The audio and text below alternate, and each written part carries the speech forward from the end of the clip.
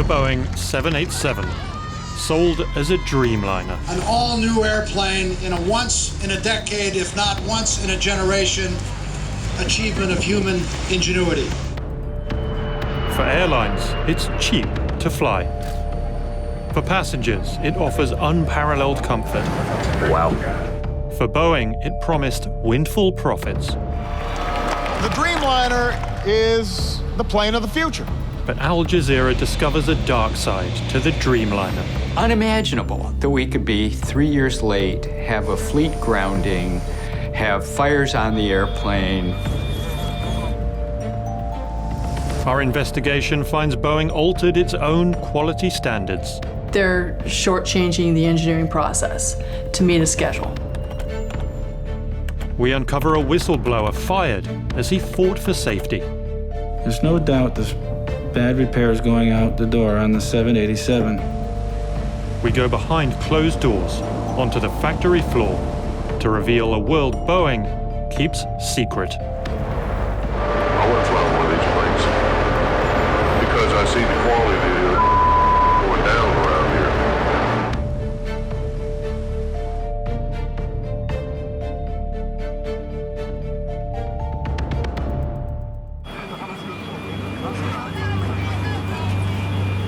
January 16th, 2013, Takamatsu, Japan. A brand new Boeing 787 Dreamliner makes an emergency landing.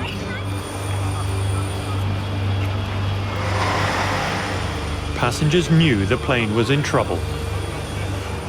で同時に、外を見てみるとエンジンあたりから白い煙が見えたんで、もう思ったんですけど、非常にプラスチックの焼ける強い匂いが、漂ってきて、このまま墜落してしまうのかなとも一瞬は思いましたが、実際に見ますと、青いボックスが、膨張した形で見分しました。The blue box was one of the Dreamliner's 2 lithium-ion batteries, the most powerful and risky ever permitted on a commercial aircraft. It's just the latest in a string of embarrassments for Boeing's state-of-the-art aircraft. 9 days earlier, a Dreamliner battery had caught fire in Boston, Massachusetts. 2 battery failures in less than 2 weeks. Japanese carriers, all Nippon Airways and Japan Airlines, have grounded their fleets of Boeing 787 Dreamliners. Japan Airlines and ANA had been the first to fly the Dreamliner. Now they became the first to cancel all flights. Breaking news. The United States Federal Aviation Authority... Within 24 hours, the US safety regulator, the Federal Aviation Administration, grounded the 787. All 50 of the new Boeing 787 Dreamliners have now been grounded. The rest of the world followed. No Boeing fleet had ever been forced from service. But on January 17th, 2013, the dream was over.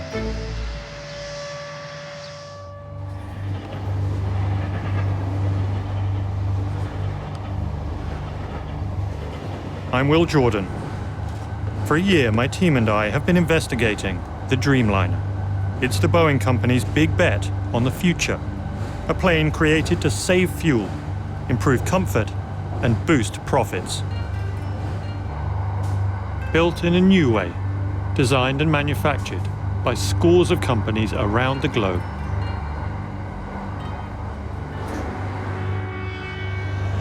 The company that makes the battery is GS Yuasa, based in Kyoto.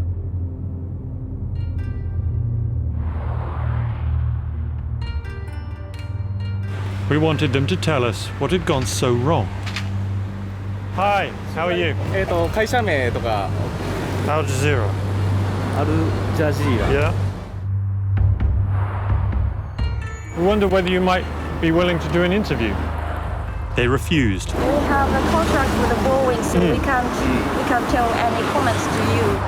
The battery is only one part of the Dreamliner's complex electrical system.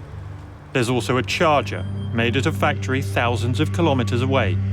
What happened there shows Boeing learnt years ago just how dangerous a lithium-ion battery could be.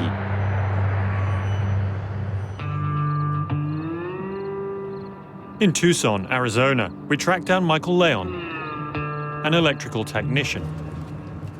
I've been working electronics since I was 17 years old, and I joined the paratroopers and was assigned to an electronic communications battalion of the 82nd Airborne.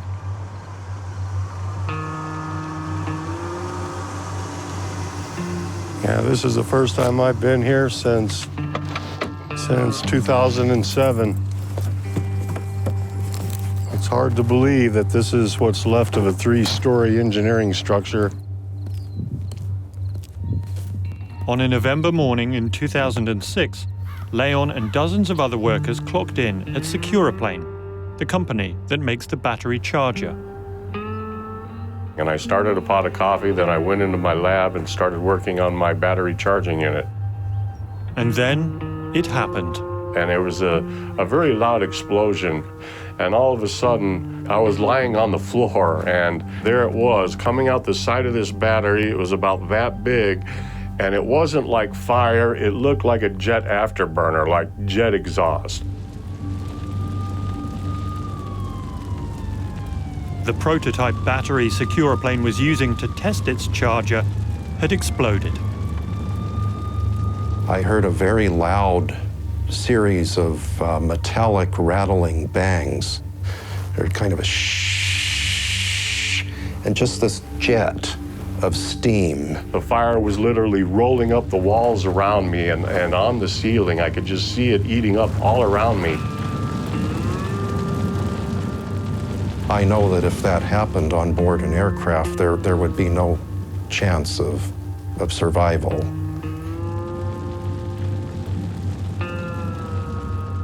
It was the biggest chemical fire in Tucson's history. A 10,000 square foot, 3-story structure burnt to the ground. After my building burned down, after that, they realized very emphatically the danger of this chemistry.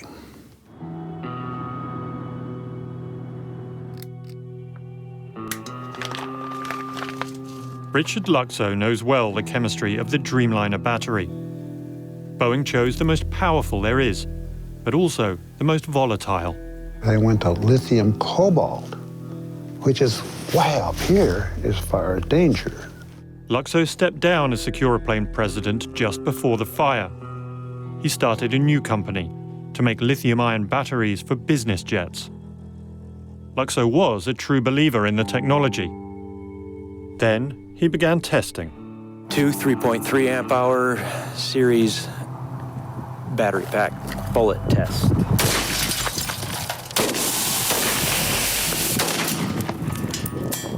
Luxo went beyond even the latest industry guidelines, going so far as to fire bullets into batteries to see if they could be made safe for military applications.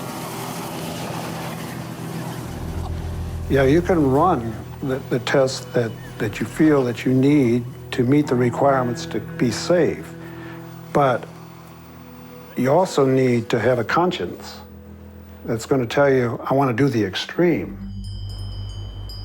In the end, testing with a conscience, Luxo couldn't make the batteries meet the requirements. His new company failed. We became proficient in destroying batteries. And the more we learned about it, the worse it got. I mean, oh my God, we kept digging and digging. And we were saying, I wonder what the rest of the guys are doing. Well, I guess we knew.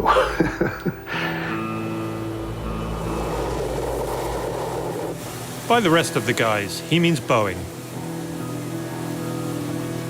And they were testing to a weaker standard, one written by the FAA specifically for the Dreamliner.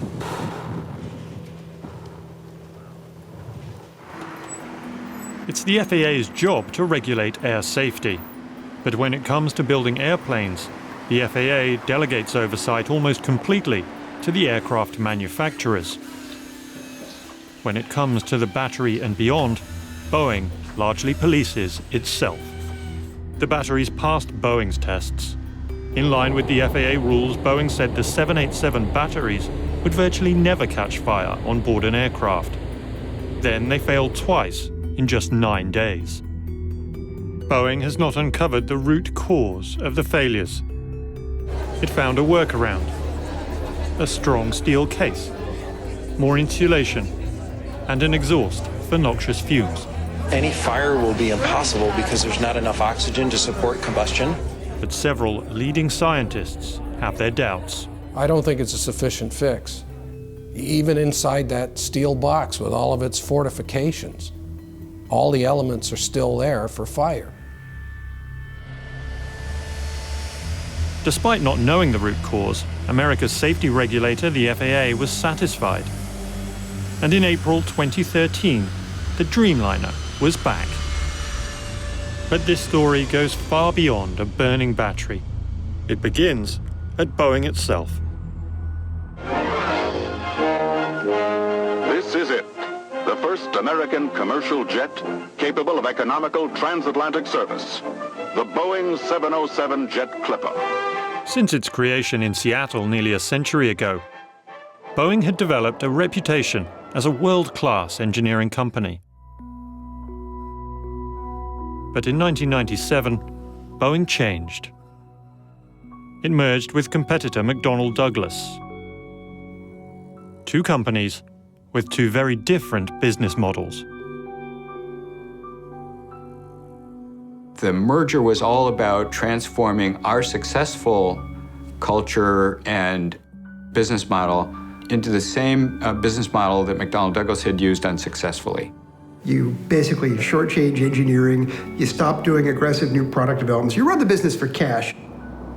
The new Boeing moved its headquarters from Seattle, the only home the company had ever known, to Chicago.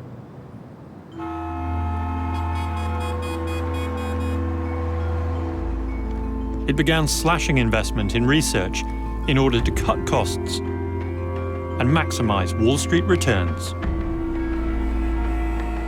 I felt it was wrong. I felt it was going to take the company in the wrong direction, and I thought that quality would suffer and the integrity of the product would suffer.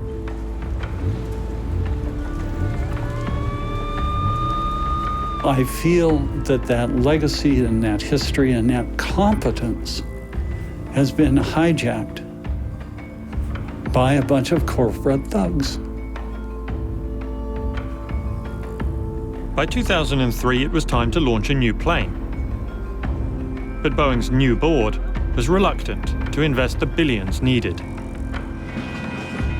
The board made it clear that they wanted this plane made for less money. They wanted it made for $5 billion. They wanted partners to come in to pay the rest. It's expensive. So how do you make that happen? Well, you promise them that you can do it for less, and then worry about the consequences later. Boeing came up with a plan to save itself money. It would push the costs onto its major suppliers.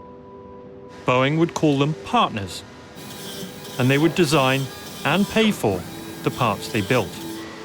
Boeing's job would be to assemble the plane. It was almost as if at times you thought Boeing executives believed, well, maybe they could sit in Chicago and have other companies do things, and they would just rake in the money somehow by putting it all together and putting a Boeing sticker on it at the end.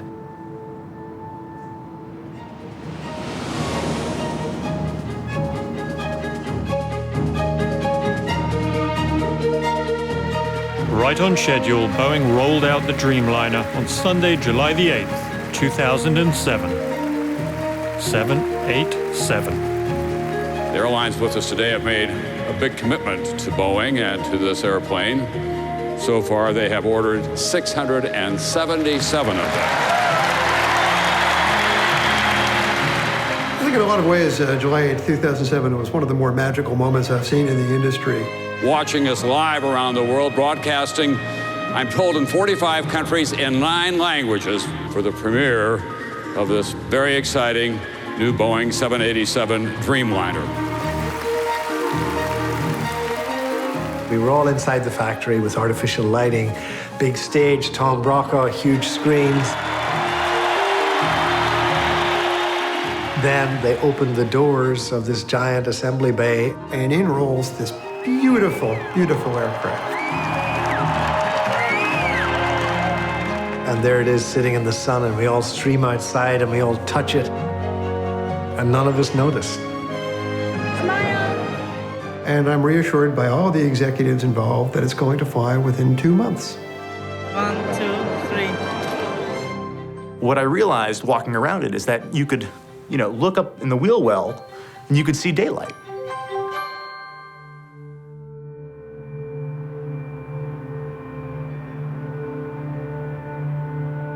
We learned that the whole thing was a sham. Beautiful, isn't it? Absolutely beautiful. They roll out this fake airplane. I realized the doors were made of plywood. This plane that we were admiring was completely a shell inside. None of this would be possible, of course, without exceptional leadership. There's only 2 conclusions you can draw. You have executives there who are either lying, in which case they're clueless because they're going to get caught in 2 months, or you have a complete disconnect between the people who are working on the plane, the engineers, and the executives who are saying this. And so to each and every member of the 787 global team, I say thank you, congratulations, and keep up the great work. More than any other single event, it was the big lie, and it was a statement that the Boeing company is now all about the big lie.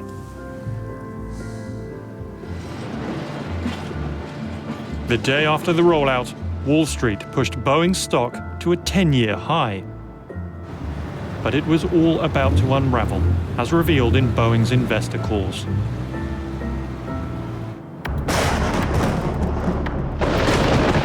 Hello and welcome to our quarterly update on the 787 program.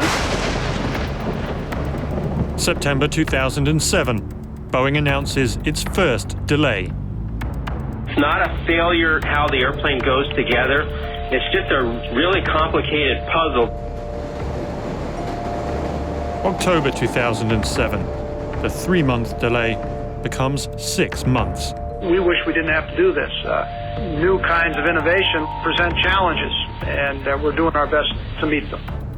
October 2009, 6 months becomes 2 years of delays. We know that we can and must do better, and I'm confident that despite our setbacks, we will get the 787 through the flight test program and into the hands of our customers. It just kept getting worse and worse, and it seemed unbelievable. You have to understand, this was unprecedented. There'd never been a Boeing delay in a Boeing program. The sequence of events looked an awful lot like a catastrophe rather than just a manageable series of delays.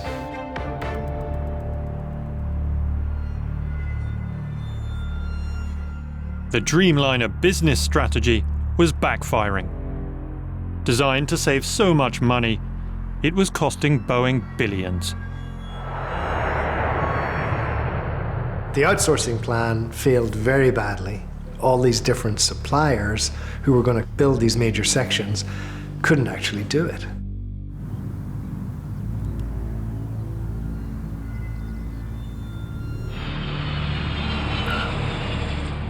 To fix the Dreamliner, Boeing dispatched hundreds of quality inspectors to struggling suppliers around the globe, including to its partner Alenia in southern Italy.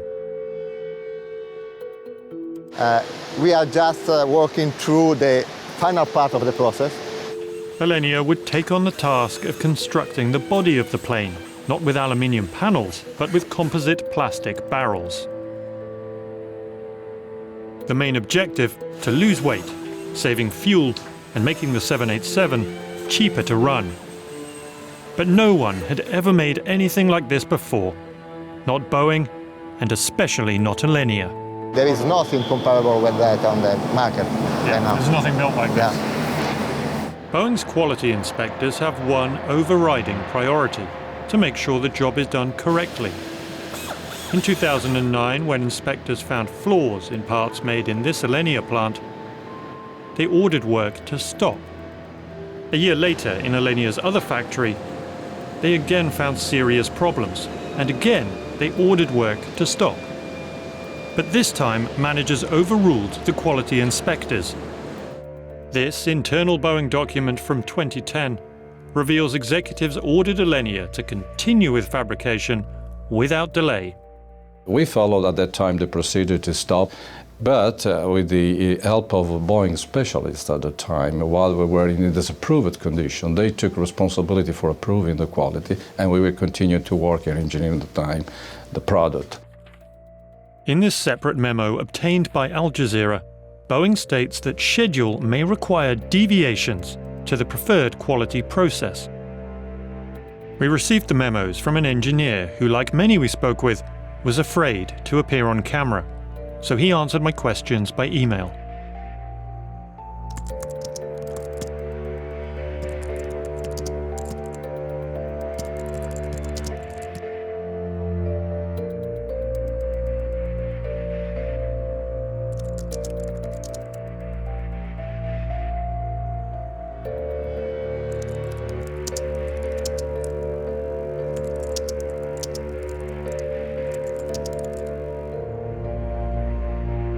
The quality engineer told us deviating from the process compromised safety.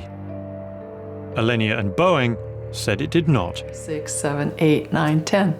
So I brought the memo to the former president of Boeing's Engineers Union. So my name is Cynthia Cole, C-Y-N-T-H-I-A, last name C-O-L-E. Cynthia Cole spent 32 years at the company, but never on the Dreamliner program. So she had never seen this memo before.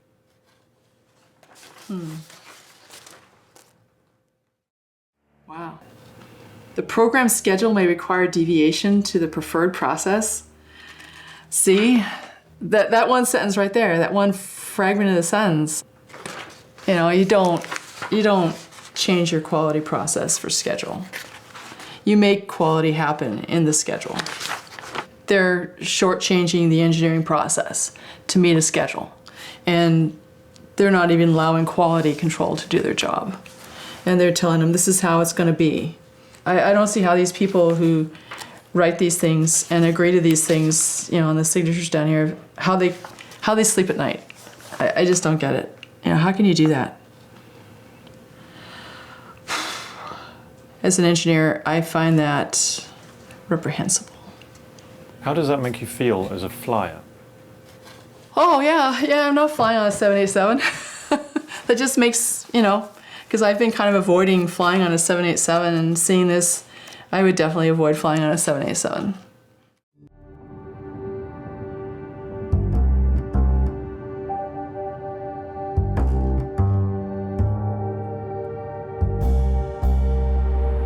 If the Dreamliner represents Boeing's future, then I've come to the place where that future will be built. In this assembly plant in Charleston, South Carolina.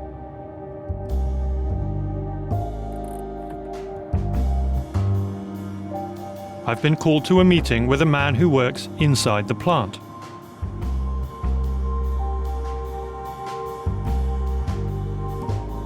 He's taking a huge risk, even talking to me.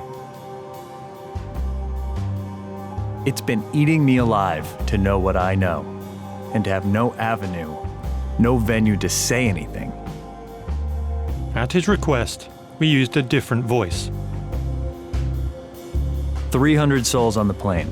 Their lives, it's bigger than me.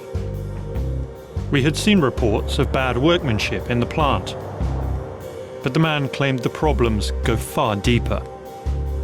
With all the problems reported on the 787, there's 90% that's getting swept away, hushed up. It's an iceberg.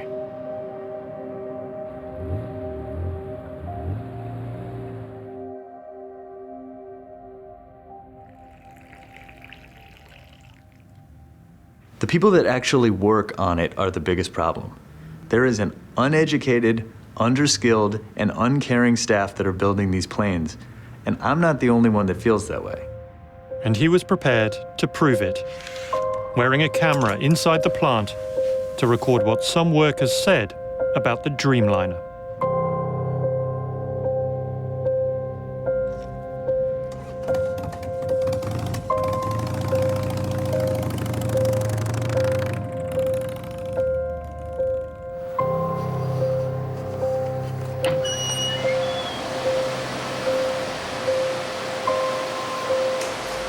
hired these people off the street, dude, working, flipping burgers for a living, making sandwiches at Subway.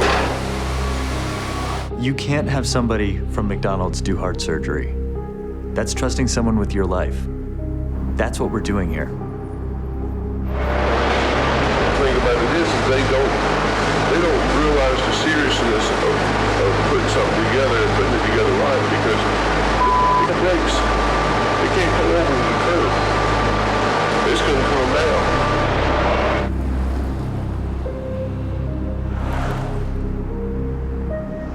I've seen a lot of things that should not go on at an airplane plant. People talking about doing drugs, looking for drugs. It's all coke and painkillers and what's that other? You can get weed here. It's really good weed here. Really? Like in the plant? Yeah. Like there's someone who has it right now. I could just walk up to them and just... No, I don't know if they have, like, you got to place your order. You got to place your order, right. I have never seen anybody or heard of anybody having to take a random urinalysis. As far as I know, random drug tests just don't happen. They don't drug test nobody. I know they don't. And there's people that go out during lunch to go smoke one up. Do they? Hell yeah. You know for a fact. Hell yeah.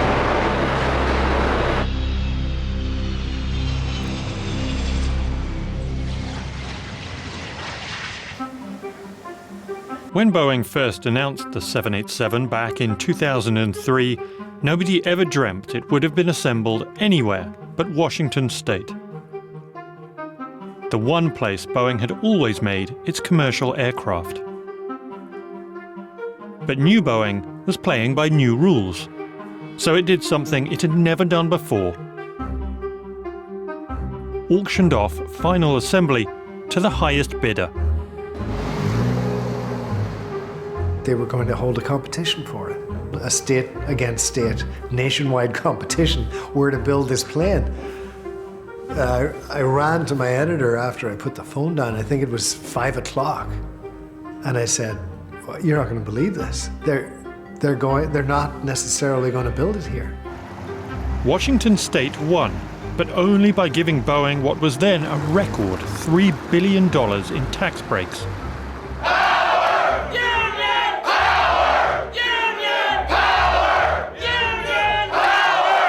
5 years later, Boeing's machinists walked off the job after contract negotiations stalled. The strike cost Boeing billions and added to the Dreamliner's delays. Boeing stock was in freefall amid a global economic crisis. That strike really enraged the top executives at Boeing. And so early in 2009, they made it very clear that they wanted a second assembly line somewhere else. That turned out to be South Carolina. The state offered cheap land and labor. Close to $1 billion in support and no unions.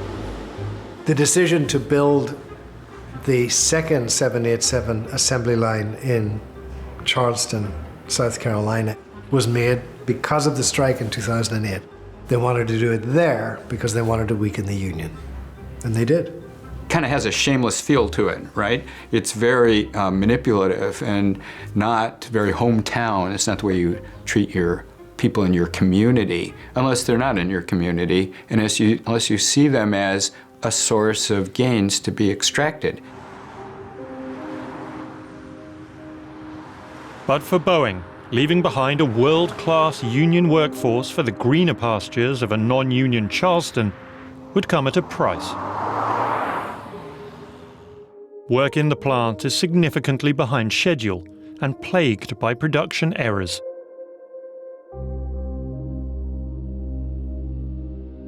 I've seen some crazy stuff, you know, putting passengers with deep out of them to get them to go in the hole. I know of one customer, they'll no longer accept planes from Charleston due to quality issues. They will only accept final assembly done in Everett, Washington. Every day when you go to work, not only are you doing your job, but you're looking at the previous job to see if someone has messed something else up on that and chose not to tell anyone. That machine malfunctioning there, there's holes up, okay? They just went ahead and filled it. But I've gone ahead and told managers that, and nothing has been done.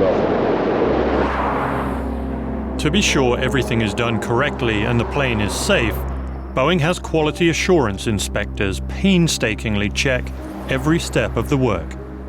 But in South Carolina, this inspector says he only signs off on finished jobs. Here you'll do the whole job and we just final it. You know, and I'm supposed to verify, oh, you checked the hole, you did the sealant, you put in the fastener. I never saw all that. So I'm supposed to final it saying it's good. What a problem I have. You think Everett's better? I think Everett will do what's right and make the plane right. Because of the union, they have to. Here, everybody is being pushed to meet this regardless of quality.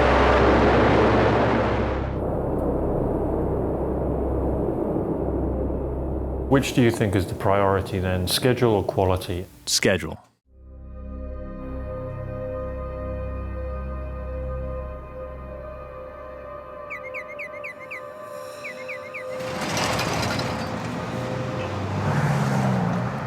If it's a constant battle between quality and schedule, we found one casualty, hundreds of kilometers from South Carolina in Mississippi.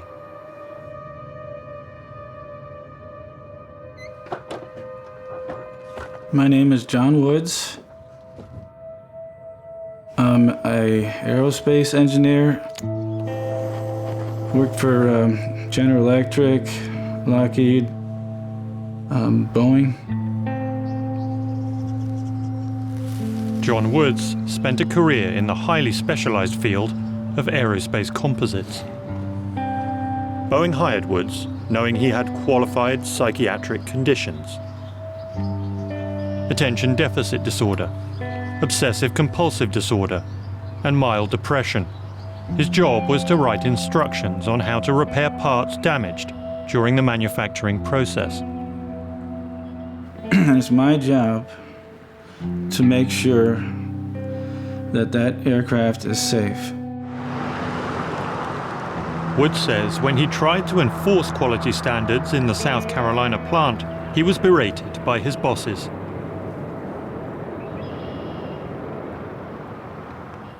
In a couple of meetings, there was a group of managers screaming at me to dumb down my work instruction, saying you have to remove requirements from your work instructions. It's going to take too much time.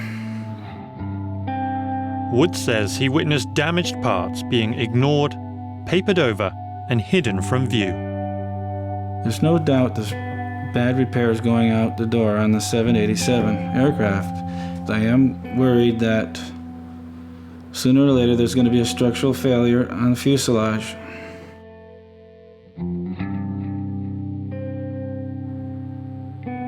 Woods appealed to Boeing's Human Resources Department, claiming he was being harassed for doing his job. Instead of coming to his defense, Boeing managers put Woods under review. Weeks later, they fired him. I'll never forget this. The day before I was terminated, I was telling my brother how proud I was to be working at Boeing. It's true. So instead of saying thanks for doing a good job, because I thought I was doing what I was supposed to be doing, I had to leave in shame, really. I was embarrassed with my own family.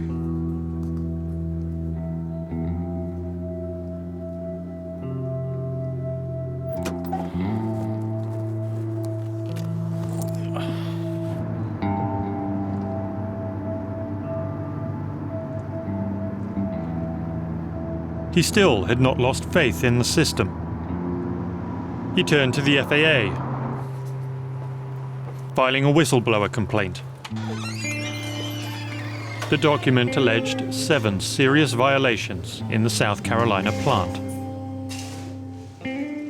So I've gotten to the page where they reach their conclusions in their discussion, and what they found is of all the allegations, all but one of them they could not substantiate, and the one that they could substantiate, they asked Boeing to fix it. Boeing said, okay, we fixed it, and then they closed the investigation. And that's pretty much how they all go. I mean, I've seen this so many times. Thank you. Go ahead, take that one you are.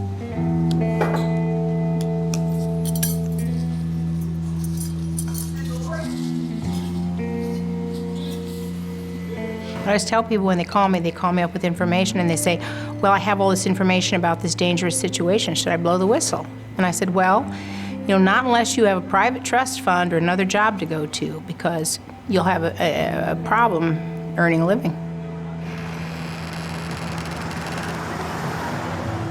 I had to maximize all my credit cards to survive, to support the family. There was a lot less money for the kids, for college and everything else.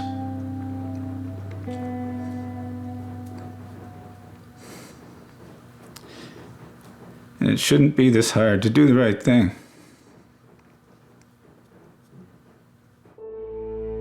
When we looked at Wood's FAA complaint, we noticed a familiar name: Ali Bahrami. He was the FAA's man in charge of the Dreamliner. In 2011, 3 years behind schedule, Boeing celebrated final approval for the 787 to fly. And it was Bahrami who signed the order. And thanks also in recognition for Ali Bahrami, manager of the FAA's transport airplane director. It was Bahrami who signed off on the Dreamliner batteries. And after 2 failed and the FAA grounded the Dreamliner, it was Bahrami who signed it back into the air. Shortly after that, he retired from the FAA. 2 weeks later, Bahrami was hired as vice president of the Aerospace Industries Association, which lobbies on behalf of Boeing. One of the first things he did was to appear before Congress to call for greater self-regulation for companies like Boeing. We urge the FAA to allow greater use of delegation, not only to take full advantage of industry expertise, but to increase the collaboration that improves aviation safety. Mr. Bahrami declined our interview request. One day you're regulating the airline, and the next day you're working for it. You can't possibly be tough on the industry that you're regulating because you'll never get that plum job after you leave. The regulators at the FAA will rarely cross Boeing. They simply won't. It's the Washington influence game, and Boeing is a master. Last year, the company had over 100 registered lobbyists. 78 of them were former government workers. 3 were former members of Congress. Boeing Chief Executive Jim McNerney is chairman of President Obama's Export Council. The president's former chief of staff came from Boeing's board, as did his second Commerce Secretary. As Secretary of State, Hillary Clinton helped broker a $3.7 billion sale of Boeing planes to a Russian airline.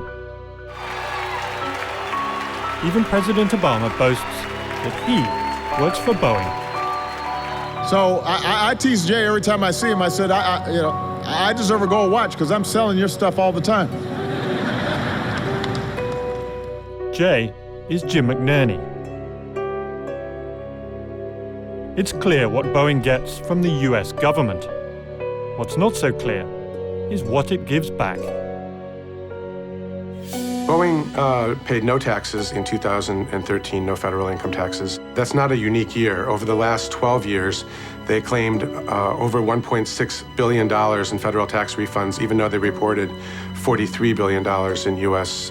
profits. $43 billion in profit, but none of that comes from the Dreamliner, which has cost billions and is years away from making money. All of Boeing's commercial profit comes from older aircraft. Those created prior to the Dreamliner, prior to Jim McNerney, and prior to the merger. it has been the top executives and largest stockholders who have benefited most. Boeing CEO Jim McNerney made $27.5 million in 2012.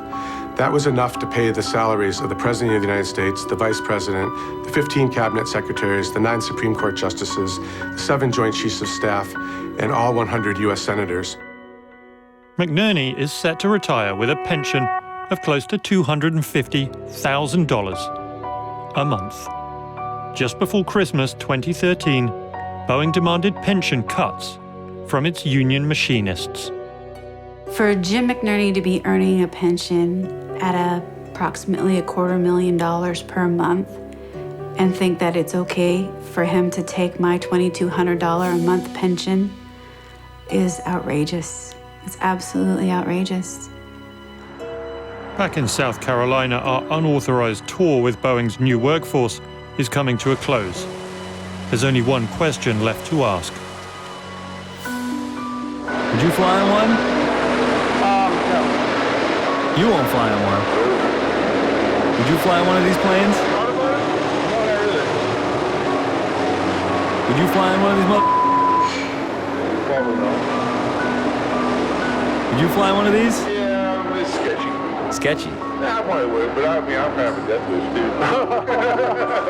Our source asked 15 of his co-workers if they'd fly on the Dreamliner. 10 said no. I wouldn't fly on one of these planes. You wouldn't? Why wouldn't you? Huh? Why wouldn't you? Because I see the quality going down around here.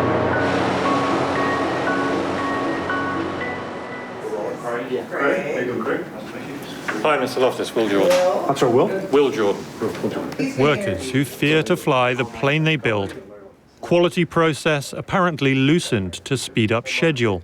Workers fired after making safety allegations. We needed answers from Boeing. Right now, we're at a very exciting point in time. We have brought our production rates up to 10 airplanes a month, faster than any airplane in aviation history and to the highest level of any wide-body airplane in aviation history. There's a couple of documents I want to show you here. I showed him the documents suggesting Boeing had changed quality procedures and overruled inspectors to speed up production.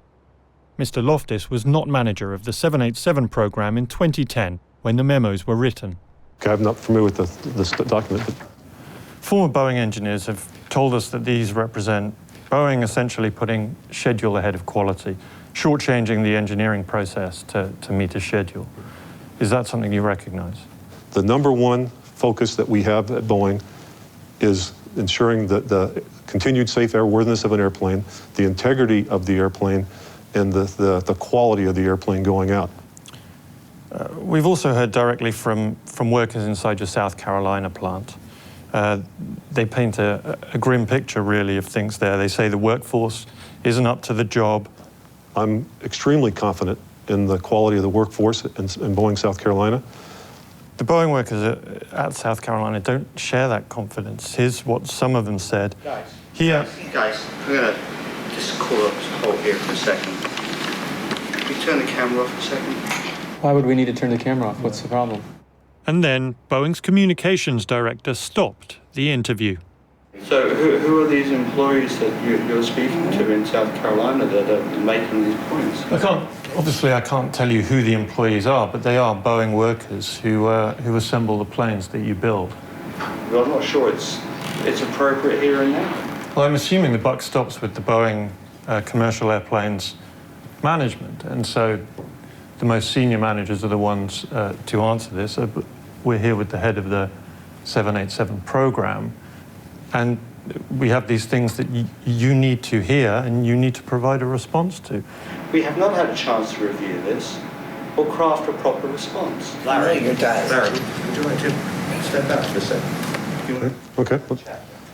But as I do, I have the highest degree of confidence in the production system we have with the employees we have at the Boeing company and our supply chain. Okay, thanks.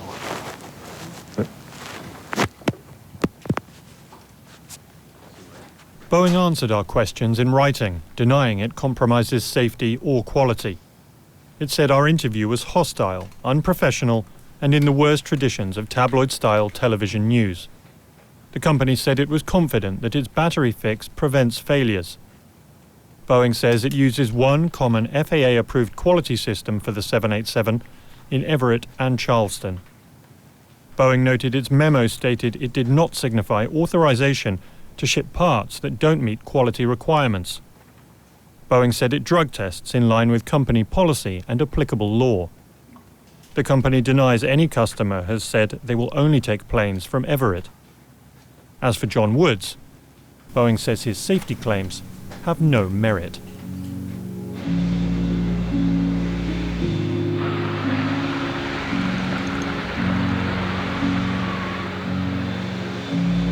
Toronto, May 18, 2014. Air Canada celebrates the delivery of its first 787. This is the modern marketing reality of the Dreamliner. Today represents a huge milestone for Air Canada. We've been waiting a long time for this airplane. It's going to allow us to grow in unprecedented ways. Because when you were eating before, where'd you put your iPad? I think our passengers are going to be very receptive of some of the new amenities. So I just want to see how far it goes back. The windows are huge. We were just excited because we really genuinely love this aircraft. And thank you. Anything else you want to add, or any other story you want to no, share? we're very, very happy. Yeah. From a seating point of view, how is it different? Are there more restrooms? But is there another reality? One revealed by a burning battery, by the words of the workers who build the planes. We're not building them to fly, we're building them to sell, you know what I'm saying? By Boeing's apparent changes to its own quality protocol. Boeing says the 787 has no more problems than previous models. The FAA says there's never been a safer time to fly. The Dreamliner is the fastest-selling plane in the world. One day we may all find ourselves on board.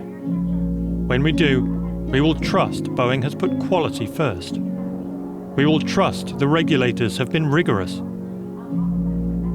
Ultimately, we will trust the plane is safe.